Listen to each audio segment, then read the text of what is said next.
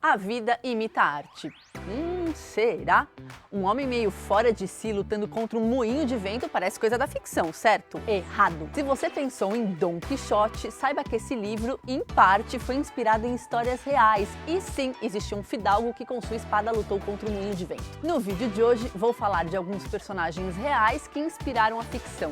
Também vou falar do incrível documentarista Eduardo Coutinho, que embaralhou verdade e ficção como ninguém, e a Nano Resenha do Dia é da Marília Almeida.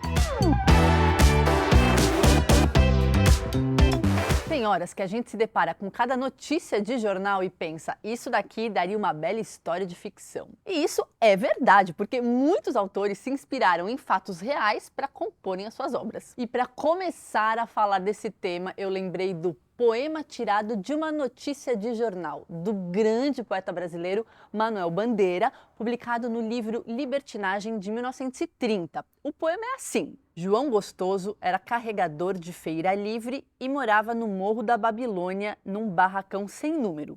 Uma noite, ele chegou no bar 20 de novembro, bebeu, cantou, dançou, depois se atirou na Lagoa Rodrigo de Freitas e morreu afogado. Manuel Bandeira tem sido considerado pela crítica como o introdutor do verso livre e precursor da lírica modernista na poesia brasileira. Por anos, os pesquisadores da obra de Manuel Bandeira se perguntaram se essa notícia que ele se refere no poema de fato foi impressa nos jornais. Foi só em 2016 que as notícias foram encontradas pelo professor Heitor Ferraz Melo e pelo jornalista Cláudio Soares. A primeira nota, que falava de João Oliveira, vulgo João Gostoso, foi dada pelo jornal A Noite e o País em 1916. O feirante teria agredido a mulher com uma pedra. E em dezembro de 1925, alguns anos depois, a morte de João Gostoso estampou 4 jornais diferentes. Alguns dias depois, na véspera do Ano Novo, Manuel Bandeira publicou a primeira versão do poema no jornal A Noite. Inspirado por essas notícias e por Manuel Bandeira, o professor e crítico literário Antônio Carlos Sequin, da UFRJ,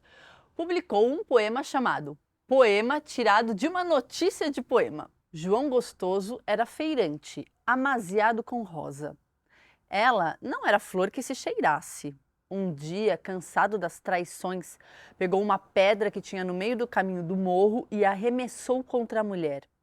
Rosa, rubra de sangue, chamou a polícia. João sumiu. Gostoso se tornou puro desgosto. 9 anos depois, bêbado, concluiu que era hora de acabar com tudo e se atirou nu dentro de um poema de Manuel Bandeira. Outra descoberta recente são as histórias que inspiraram Dom Quixote, do espanhol Miguel de Cervantes. Javier Escudero é um arquivista e doutor em humanidades na região da Mancha, na Espanha. No seu dia a dia de trabalho, manuseando ali documentos do século XVI e início do século XVII, ele começou a se deparar com histórias um tanto familiares. Foi então que passou pela cabeça de Javier Escudero o seguinte pensamento: opa, acho que eu já vi isso aqui em algum lugar. Foi então quando ele levantou a hipótese de que Dom Quixote teria sido inspirado em histórias reais. Bom, ele passou mais de 20 anos, 2 décadas, pesquisando os documentos e também a vida de Miguel de Cervantes e sua obra-prima, Dom Quixote. Todo esse esforço de pesquisa resultou na obra As Outras Vidas de Dom Quixote. O engenhoso fidalgo da Mancha foi uma pessoa real.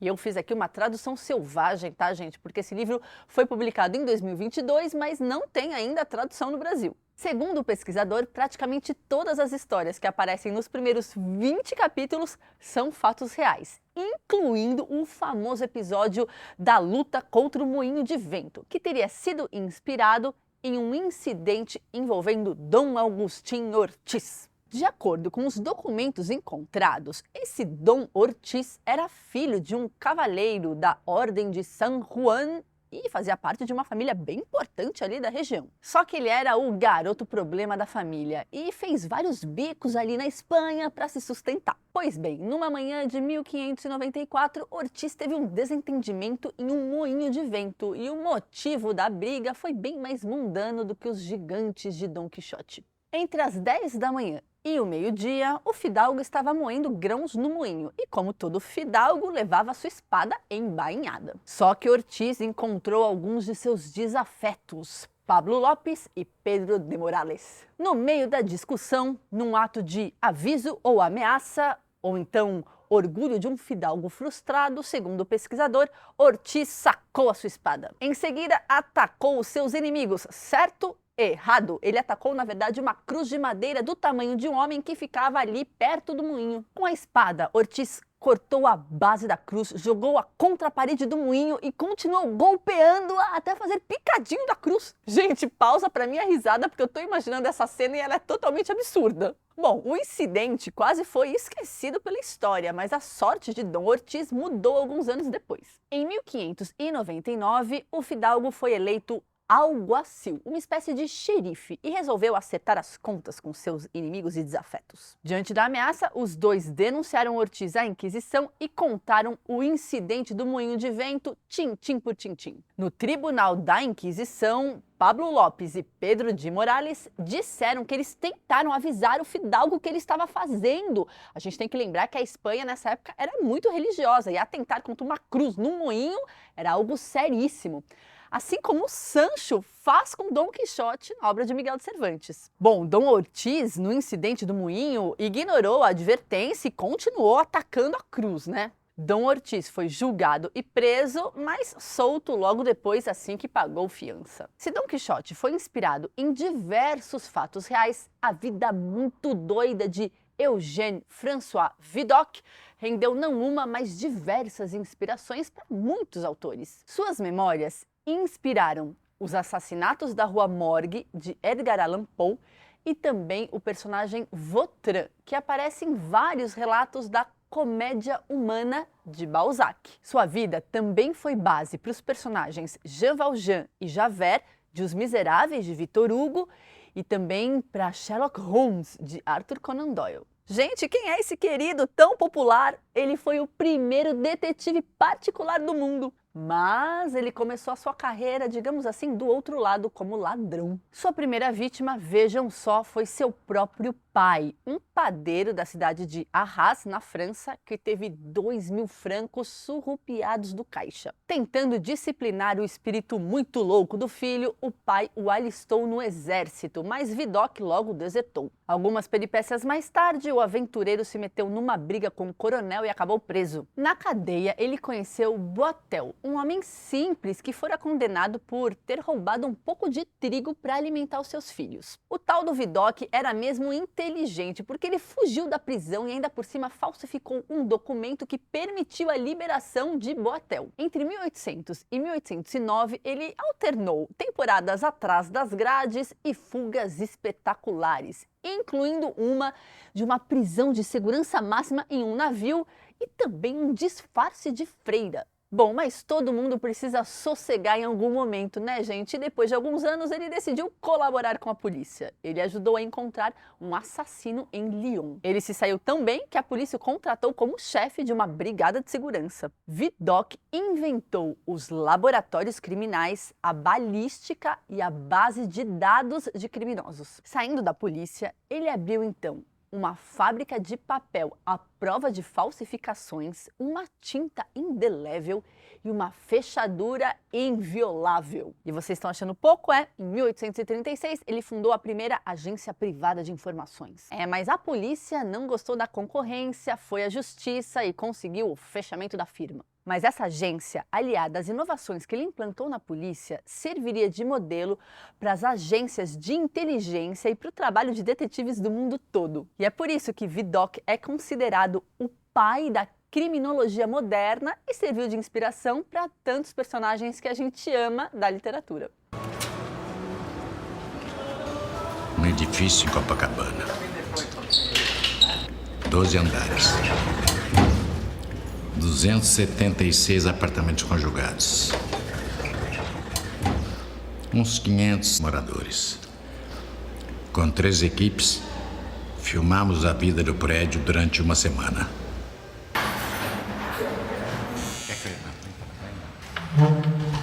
Oi, Fernando. tudo bem? Tudo bom? Tudo bem? Podemos entrar filmando? Pode. Todos os 49 anos eu passei aqui sem nunca mudar do prédio. Por exemplo, se eu sou homem e tô com uma mulher do lado, eu não vou olhar pra outra que tá passando ali e fico encarando.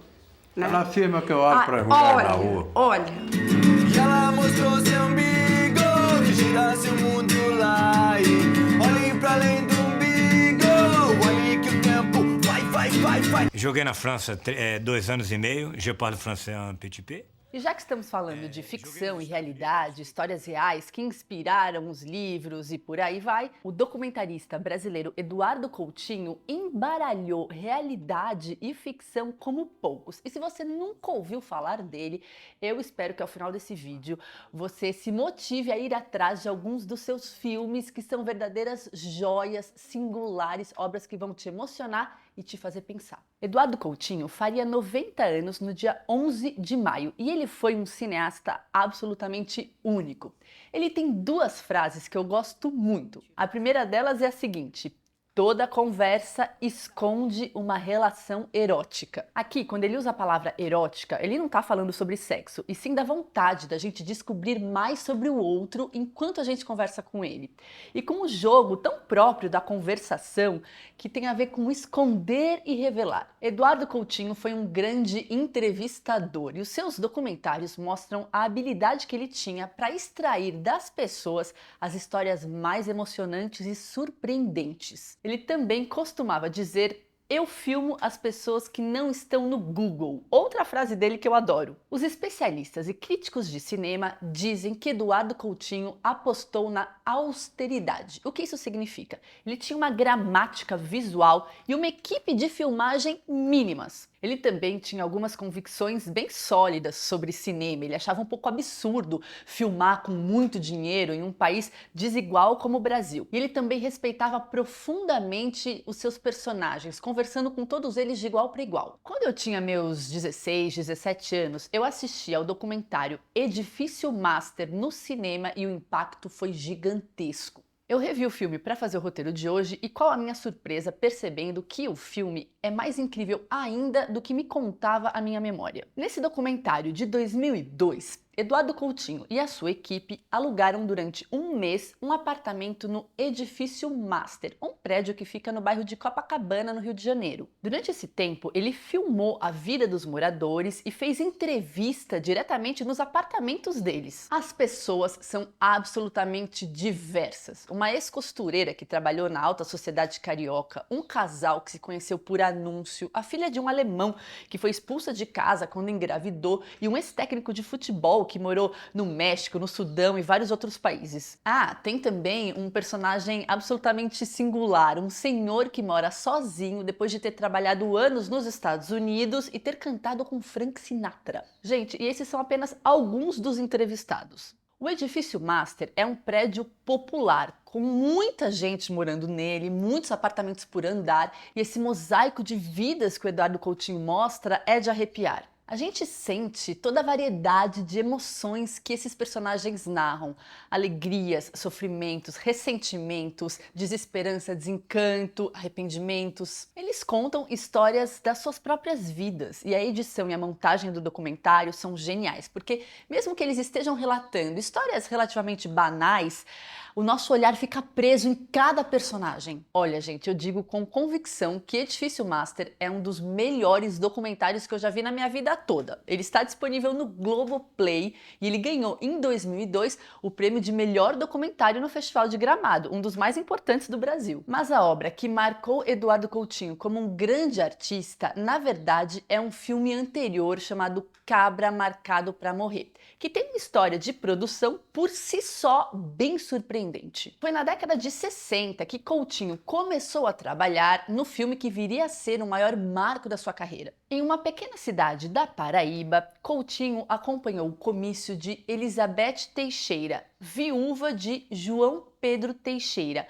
líder das Ligas Camponesas. João Pedro Teixeira tinha sido assassinado a mando de latifundiários da região. Eduardo Coutinho queria entender por que pediram a morte dele, ou seja, por que esse cabra estava marcado para morrer, o título do documentário. O projeto original envolvia um elenco formado pelos camponeses da Paraíba, incluindo Elizabeth Teixeira, no papel dela mesma. Porém, depois de algumas semanas de filmagem, aconteceu o golpe militar de 1964. Parte da sua equipe de filmagem foi presa, o argumento é aquele de sempre. Eles eram comunistas. E parte da equipe fugiu. Bom, Eduardo Coutinho parou o projeto e foi fazer outras coisas. Ele retomou a sua carreira de formação, o jornalismo, e foi trabalhar no Globo Repórter. No programa, ele pôde desenvolver as suas habilidades de documentarista e com as suas economias, ele retomou o projeto 20 anos depois, em 1984. Só que o Coutinho aproveitou o contexto real da obra para moldar o filme. Quando ele retomou o projeto, ele mostra justamente isso, a equipe de filmagem voltando à Paraíba 20 anos depois. Ele adotou no filme a interrupção do projeto e o salto temporal. O filme, então, ganhou uma nova camada.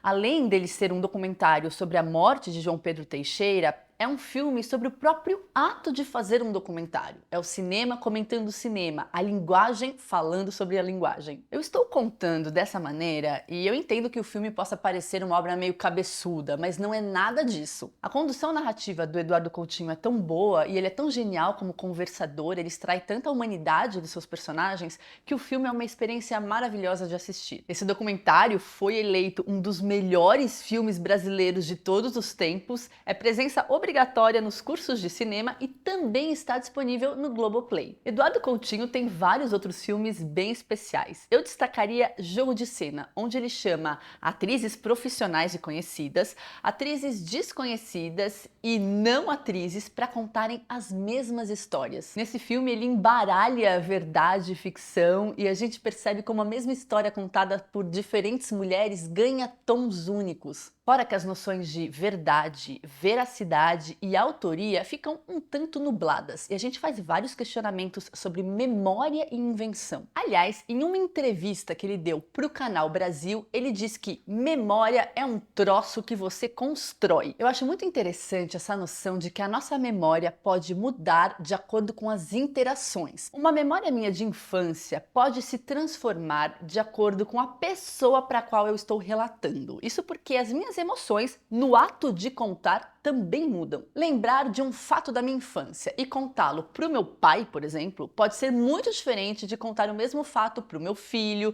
para uma amiga ou para um colega de trabalho. Outros documentários importantes do Coutinho são Babilônia 2000, que se passa no Morro da Babilônia, no Rio de Janeiro, nas vésperas do Ano Novo de 2000, e Santo Forte, focado em religiosidade. Essas duas obras ganharam prêmios e vale a pena assistir. Para vocês terem uma ideia da importância do Eduardo Coutinho, em 2014 ele foi convidado a integrar a Academia de Artes e Ciências Cinematográficas, responsável pelo Oscar. Mas infelizmente ele não pôde participar porque ele morreu no mesmo ano por conta de facadas do filho, que tinha sérias doenças mentais. Bom, eu espero que vocês se animem a procurar o Eduardo Coutinho, que é um grande artista brasileiro e merece ser lembrado sempre.